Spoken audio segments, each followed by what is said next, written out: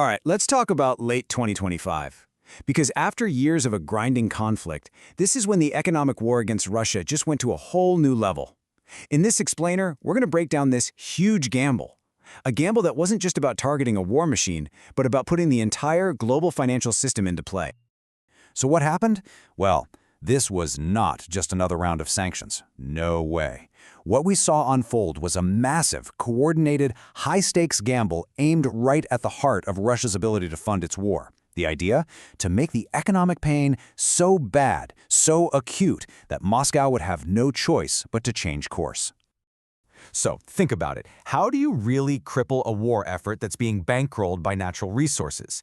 You go straight for the jugular. You go for the source. And that's exactly what this new phase was. A really carefully planned assault on Russia's #1 asset, its energy. Now, the key to making this whole thing work? Coordination. You had the United States on one side, going after Russia's absolute giants, Rosneft and Lukoil, and we're talking full blocking sanctions. At the exact same time, the EU drops a bombshell, a complete ban on Russian LNG, something people thought would literally never happen. It was a classic pincer movement, but with economics.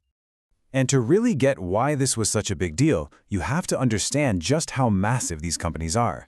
Rosneft and Lukoil, they're not just any old corporations. They're basically pillars of the Russian state. They churn out almost half of the country's entire oil output, which is something like 6% of global production. So hitting them isn't just hitting a company. It's like taking a sledgehammer to the national treasury.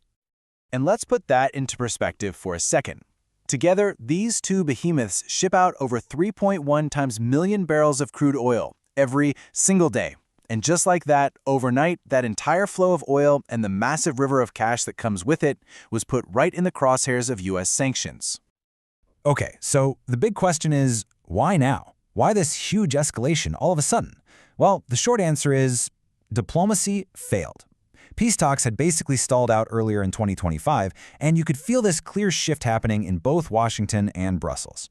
The thinking went from let's persuade them to let's force them.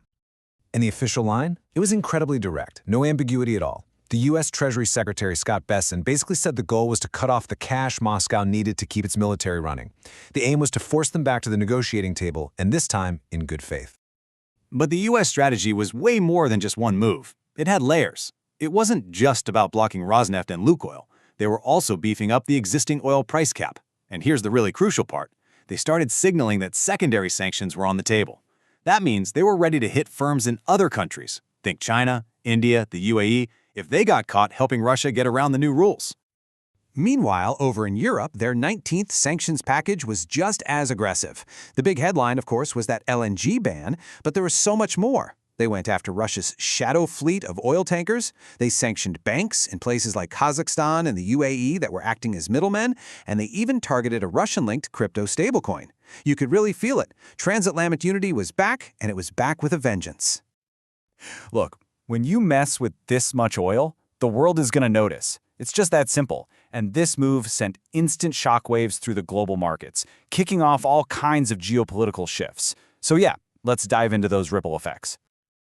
All right, the first and most predictable thing that happened, the oil market flinched. Brent crude prices shot up over 5% right away, hitting $64 a barrel.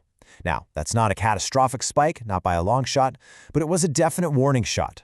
It just goes to show you how sensitive the global energy supply is when you're talking about a producer as big as Russia. But here's the thing. Russia wasn't exactly caught flat-footed. They had been getting ready for something like this for more than 10 years. You can see it in this timeline, a very deliberate, systematic pivot away from the US dollar. It all started way back after the Crimea sanctions in 2014, and then it went into overdrive when their reserves got frozen in 2022. So by the time we get to 2025, this isn't some new panicked reaction. It's a baked-in policy. And as you can probably guess, the experts were all over the map on this one. You had people like Edward Fishman, who helped design earlier sanctions, praising it as a major, long overdue step. Then you had critics saying, hey, you didn't hit the big banks, so Putin won't really feel it.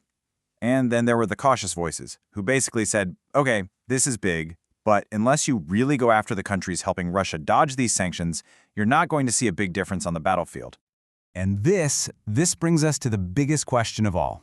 We're zooming way out now, beyond just Russia and Ukraine. By using its financial system as its main weapon of choice, Is the United States actually risking the very thing that makes it so powerful in the first place? It's a huge paradox when you think about it.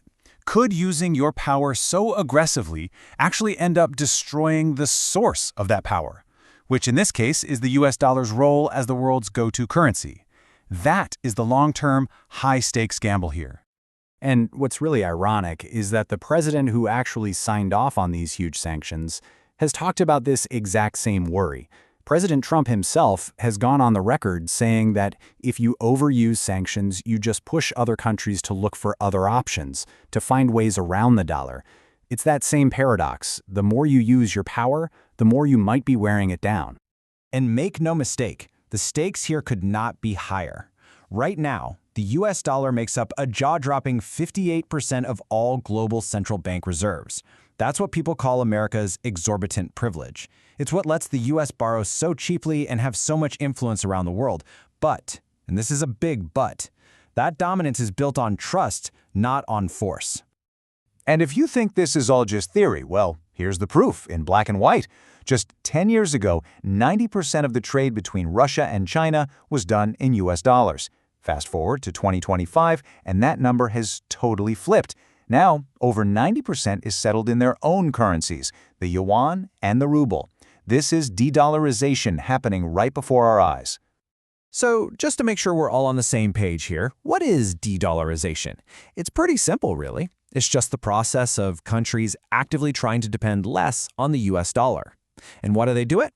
Well, to protect themselves from sanctions, for one, and to have a bit more control over their own economic destiny. And so that leaves us right here with the ultimate question. Is this enormous economic gamble going to work? Will it actually force a path to peace? Or is it just going to speed up the process of the global economy breaking apart, pushing countries like China, Russia, and India to go off and build their own separate financial system, and leaving the world more fractured than ever before? Honestly, that's the one answer we are all still waiting for.